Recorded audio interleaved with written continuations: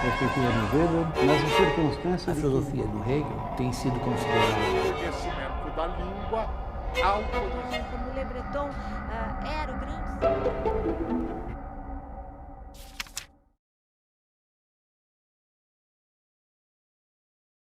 O que é a educação doméstica e que importância ela teve na história da educação brasileira? Bem, a educação doméstica é um conceito, não é, da educação que as elites davam para os seus filhos. É a forma como as elites educavam seus filhos na casa. Isso se chama educação doméstica. Em que período? Século XIX. A educação doméstica, eu estou localizando ela no século XIX, mas ela é muito mais antiga do que isso. Ela existe desde que as elites começaram a se preocupar com a educação dos seus filhos. Então, no século XIX é que esse sistema começa a ser um sistema mais popularizado entre as elites. Ele deixa de ser apenas dos nobres, dos príncipes, e passa a ser algo aspirado por ricos comerciantes, embaixadores, sujeitos que, ao ascender socialmente, queriam dar uma educação melhor para os seus filhos. Mas você está falando, em geral, sobre a educação doméstica ou você está falando do Brasil? Essa era a realidade no Brasil também, no século XIX? Sim, no século XIX, essa é a realidade no Brasil. Mas então... o conceito de educação doméstica, eu estudo esse conceito no século XIX no Brasil, a partir de um conceito já construído em Portugal, o conceito de educação doméstica. Lá, essa palavra... Educação doméstica, esse termo, já é utilizado há muito tempo e outros inúmeros pesquisadores já pesquisaram sobre essa forma de educação em Portugal e na Europa. Isso é absolutamente reconhecido, estudado, investigado. Por quê? Porque esse sistema, não por ter sido maior, mas talvez porque os registros que ficaram, os vestígios escritos, os arquivos são mais ricos. Então, eles tiveram possibilidades maiores de investigação sobre essa modalidade de educação, a educação doméstica. Aqui, nós tínhamos algumas pistas sobre isso. Por exemplo, todas as pessoas conhecem o livro da Ina von Binzer, Os Meus Romanos, não é? Normalmente, esse é um livro que as pessoas leem e os alunos leem durante o ensino médio. E fala de uma preceptora alemã que viveu no Brasil, numa das fazendas de café, em outras também, mas uma no Rio, outra em São Paulo, e fala das suas alegrias e desventuras num país tropical, né? E aí o que acontece? Essa ideia da Ina von Binzer, essas cartas que ela escreve e que depois são publicadas, pode dar a impressão de que só havia Ina von Binzer. E foi isso que me fez pesquisar. Celi, deixa eu perguntar uma coisa. Você diz que a educação doméstica era utilizada ou praticada pelas elites brasileiras. O que eram as elites brasileiras no século XIX? Quem eram essas pessoas? Você tem um país onde as classes sociais são bem marcadas, né? As elites, elas eram bem diferenciadas das outras camadas da população. Havia um grupo de pessoas que eram os nobres, aristocratas, ricos comerciantes, embaixadores, funcionários do governo, pessoas que haviam enriquecido de alguma maneira e que essa riqueza os tornava membros dessa elite.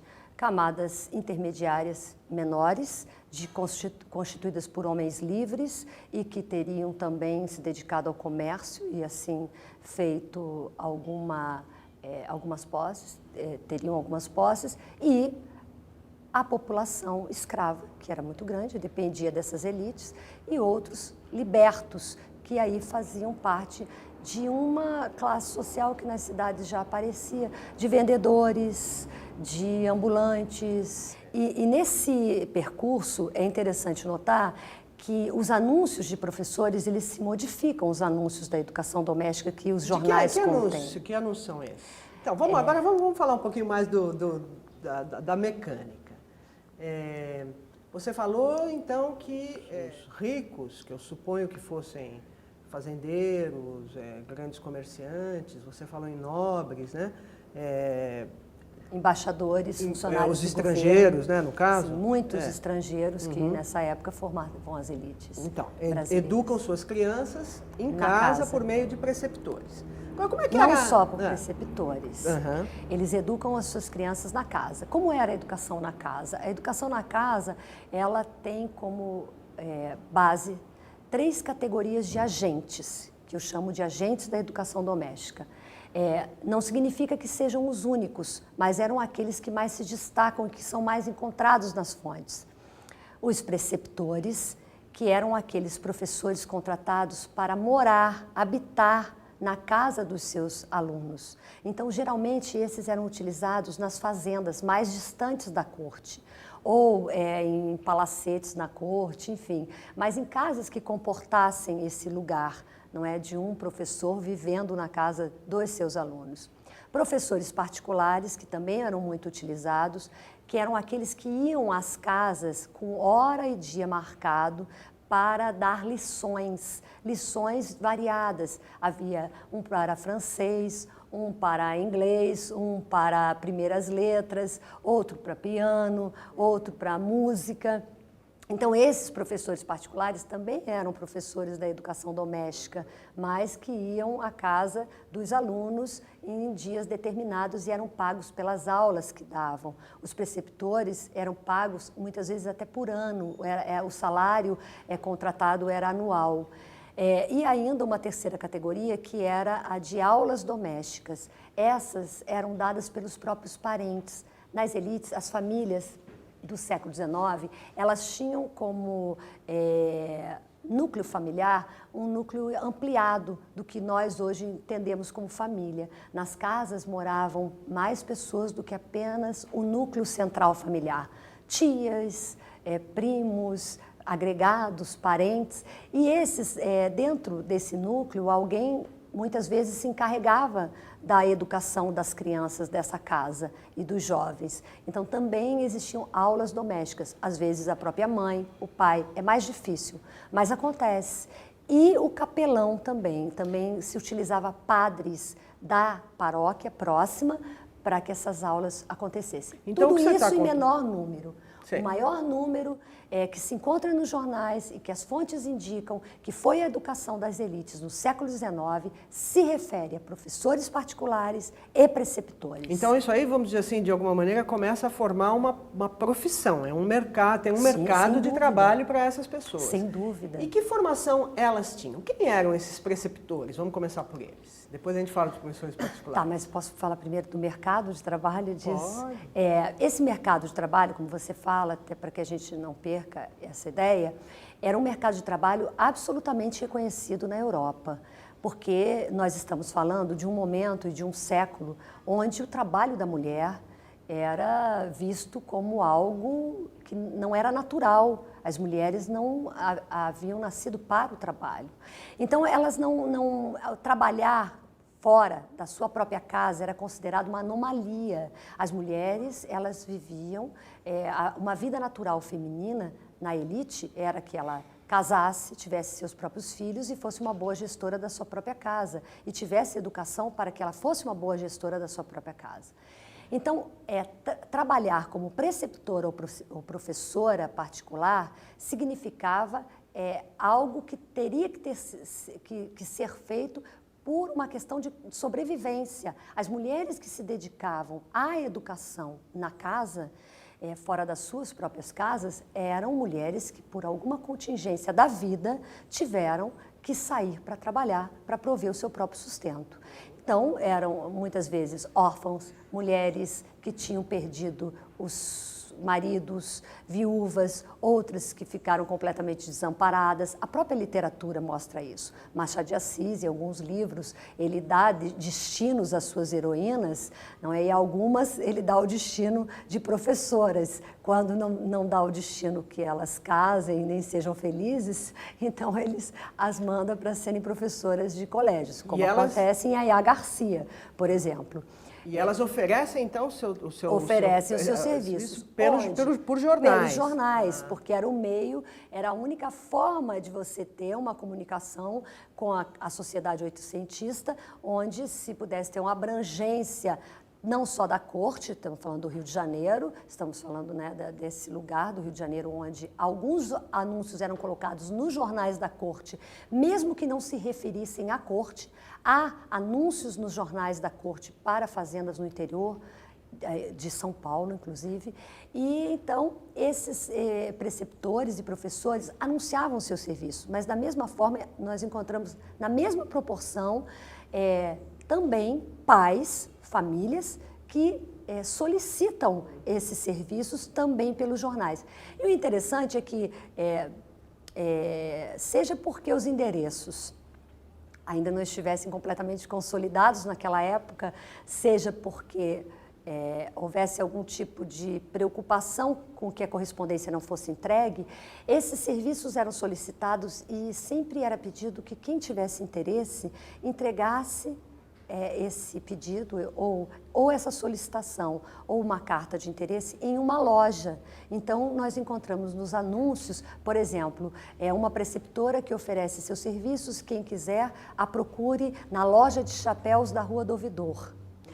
Da mesma forma, uma família que quer contratar uma preceptora e que pede que ela se dirija a uma loja na Rua do Piolho, por exemplo. Você mencionou que mais para o final do século há um momento em que as famílias poderiam decidir enviar os filhos para os colégios. Então, ao longo do século, o que era a educação não doméstica? Quer dizer, o que havia? A única alternativa dessas crianças mais bem situadas, vamos dizer assim, na escala social, era a educação doméstica ou havia outras alternativas? Tá, a gente vai entrar nessa parte da escola, mas antes eu queria te responder o que você me perguntou, que eu não te respondi. Qual foi a outra pergunta que você fez? Acho que é a formação, né? A formação, para que a gente possa entrar depois na escola. Com relação à formação, se percebe uma diferença ao longo do século XIX importante. No início, nas décadas de 30 e 40 até a década de 50, os anúncios falam de uma pessoa, eles se intitulam uma pessoa que ensina nas casas, uma pessoa habilitada, uma senhora branca, uma senhora com paciência que gostaria de ensinar crianças numa fazenda fora da corte. Ao longo do tempo, se percebe que esse um senhor e uma senhora vão sendo substituídos pela palavra professor. Eles começam a se intitular professores, tanto professora como professor, independente de se atuam em colégios ou casas, até porque nos anúncios eles colocam os dois oferecimentos. Um professor oferece-se para trabalhar numa casa ou em um colégio, ou uma professora pretende uma vaga em uma casa ou num colégio da corte. Então, a profissão surge primeiro do que o lugar. Eles primeiro se tornam professores, já se intitulam professores. E o que a gente percebe é que esse título que eles aos poucos vão incorporando aos seus anúncios, ele também é associado a uma formação que começa a ser feita. Já se encontra, por exemplo, professor habilitado pelo Conservatório de Música, ou professora que cursou o curso do professor tal da corte em determinado momento. Então, um curso vai habilitando para que o outro professor esteja, um vai formando o outro. E algumas escolas também que vão surgindo, já se encontra, a partir de 1869, já se encontra a palavra, inclusive, diploma, professora diplomada com estudos, e aí provavelmente pode se referir à escola normal, que surge em 1835 em Niterói, pode se referir a outras escolas de formação em todo o país, em outras províncias, e também o próprio Conservatório de Música, que é muito citado, e escolas de formação na Europa. É considerado uma distinção imensa e colocada no jornal com destaque, professora habilitada no Conservatório Francês. E um título que se tem lá. O que eu tinha perguntado que a gente esqueceu é a remuneração. Remuneração. Então, como é que era? Quer dizer, se você está falando de gente habilitada na Europa, supõe-se, com um diploma, talvez isso significasse mais remuneração. Ou não? Como é que você... Sim, a remuneração ela era anual, como eu disse a você, Isso. tantos contos por ano. O que se percebe é que era uma boa remuneração, melhor do que dos colégios. Se nós compararmos os valores que eram pagos nos colégios com os valores que eram pagos na casa, se percebe perfeitamente porque a opção pelas casas era considerada mais vantajosa, apesar da insegurança, porque quando as crianças aprendiam, não havia mais necessidade da preceptora. Enfim, mas essa remuneração, ela vai sofrendo uma concorrência ao longo do século, digamos assim. Então, ao invés de se chegar às últimas décadas do 800 com uma remuneração maior, o que se percebe é uma popularização. E aí a própria concorrência pelos jornais demonstra que, como há mais preceptores e professores particulares concorrendo às vagas que existem, a remuneração então passa a ser ela também um fator de concorrência. E eles dizem quanto cobram nos próprios anúncios. Eles já informam o valor das aulas, das lições, o valor das lições, o valor da mensalidade. E então é um pouco diferente do que acontecia antes, no início, na primeira metade do século, quando não se tem valores descritos nos jornais. Uma outra coisa que acompanha também essa mudança é que na primeira metade do século XIX, os preceptores dão o seu nome, eles dizem fulano, o nome, o sobrenome, de onde vivia, enfim, conta até uma pequena história da sua trajetória no anúncio do jornal. A partir da segunda metade, especialmente da década de 70, os anúncios são completamente anônimos. São um professor, uma professora. Isso correspondeu? O que Julgo que aí? pela própria quantidade, não é tá que bom. passa a ser tanto demandada quanto ofertada. Penso que essa quantidade vai interferir na forma como esses anúncios começam a ser feitos. Havia, sem dúvida, aqueles professores que eram considerados absolutamente os melhores, não é como em qualquer lugar.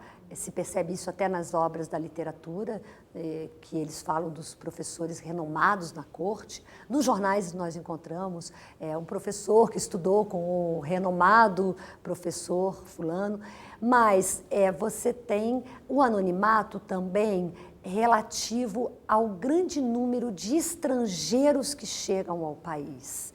E para as mulheres estrangeiras, especialmente na segunda metade do século XIX, a profissão de professora na casa passa a ser muito vantajosa, especialmente nos primeiros momentos no país. Não havia muitas opções, então era melhor que o entendimento fosse feito pessoalmente e os jornais passam a ser anônimos. Agora, se percebe plenamente isso porque os jornais falam uma professora estrangeira, uma professora francesa, uma professora inglesa. Essa é uma qualificação que parece ser fundamental para quem procura esse tipo de serviço. E por que começaram a chegar preceptoras estrangeiras? Bem, fica muito claro que o século, para quem faz essa pesquisa através dos jornais, que o século XIX é um momento em que a sociedade brasileira passa por uma profunda transformação em termos de população, especialmente a segunda metade, junto com inúmeros produtos estrangeiros que chegam ao país, inovações. Os jornais falam desde cremes de toucador para as mulheres que começam a aprender esses artifícios já industrializados de tratamentos de beleza, até máquinas que chegam e máquinas que vêm para essa industrialização que se inicia. E com isso, obviamente, vêm os técnicos e pessoas que precisam acompanhar essas máquinas para que elas funcionem. E nesse sentido se percebe também o acompanhamento de mulheres e de outras pessoas que vêm atuar na educação doméstica. Os jornais nos mostram que a sociedade, nessa época, especialmente a década de 70 e 80, ela era fervilhante. Muitas pessoas, muitos produtos, os jornais aumentam as suas páginas, a sua tiragem, o número de anúncios, encontra-se tudo que era possível naquele momento histórico e naquela sociedade, encontra-se nos jornais, ou para alugar, ou para vender. Então, se percebe uma ebulição social, no sentido de que as pessoas parecem que têm mais acesso, não só à educação, mas os produtos como um todo. E aí também tem uma questão que é muito importante, que os próprios jornais precisavam ter consumidoras. E para que eles tivessem essas consumidoras que pudessem entender os perfumes, os produtos de tocador, eles precisavam que as mulheres lessem. Então era preciso que essas mulheres de elite, além de terem uma leitura, que elas também conhecessem os produtos e se interessassem por eles. Por isso, os próprios jornais começam a trabalhar melhor o layout, imagens, tudo isso começa a acontecer no sentido de cativar essa mulher oitocentista brasileira, antes mais recatada e mais lá na fazenda, naquele lugar, não é, da mulher oitocentista, e agora já na corte, transitando. É muito interessante no livro da Ina von Binzer, quando ela coloca que não é comum as mulheres brasileiras saírem às ruas e que ela era vista como alguém estranho nas ruas do Rio de Janeiro, na Rua do Ouvidor, passeando, porque não era uma coisa muito comum saírem, especialmente sozinhas, né? Ainda quando acompanhada de escravas ou mucamas, enfim, era mais comum. Então ela acha isso muito interessante, que as mulheres não saiam. Imagine que se elas não têm essa permissão, como eram limitadas as possibilidades dessa mulher oitocentista. Celi, você mencionou antes que se ensinava letras, né? As primeiras letras, línguas estrangeiras, você falou de piano, suponho, né? Outros instrumentos musicais poderia ter, canto. Não se ensinava matemática, ciência, se ensinava também? Sim.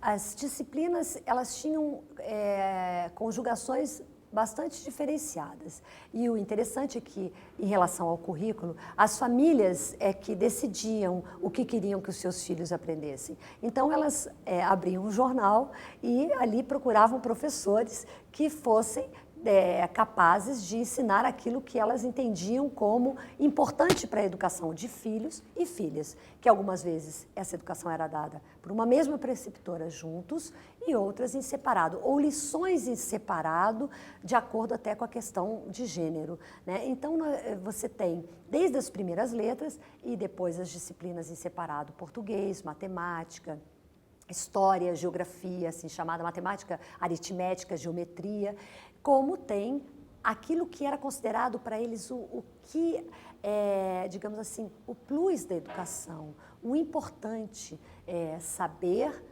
tocar piano, línguas, especialmente o francês. A sociedade brasileira era muito francês, o modelo francês imperava. Então, saber francês era algo completamente indispensável.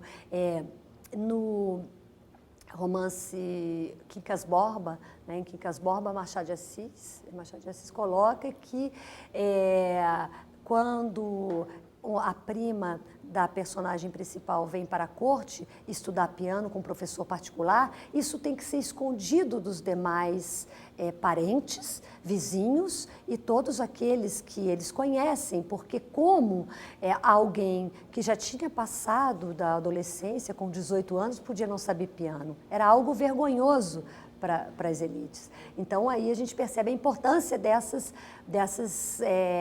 ensinamentos, né? Assim como o canto. Agora, claro que havia especificidades entre conhecimentos dados a meninos e a meninas, né? As mulheres, acrescentava-se ensinamentos de bordado, costura, é algo que eles chamavam como caia-ouro e outros tipos que hoje já não mais existem, de pontos e bordados que eram importantíssimos que as mulheres soubessem fazer até para administrar a sua própria casa, né?